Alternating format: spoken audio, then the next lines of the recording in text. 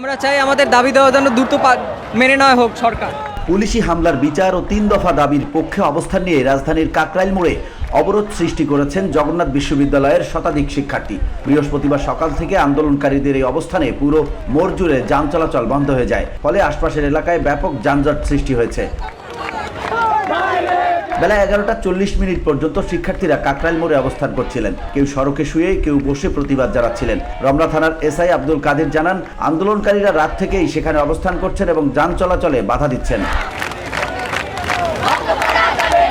বুধবার দুপুরে 3 দফা দাবিতে শিক্ষার্থী ও শিক্ষকরা উপদেষ্টার বাসভবনের উদ্দেশ্যে লং মার্চ শুরু করলে কাকরাইল মসজিদের সামনে তাদের বাধা দেয় পুলিশ। ব্যারিকেড ভাঙার চেষ্টা করলে পুলিশ লাঠিচার্জ, কাঁদানে গ্যাস, সাউন্ড গ্রেনেড ও জল কামান ব্যবহার করে। এ সময় অন্তত 50 জন আহত হন বলে দাবি করেন আন্দোলনকারীরা।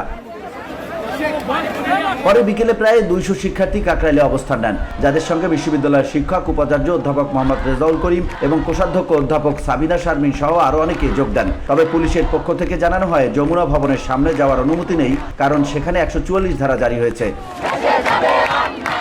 VOD Bangla news desk.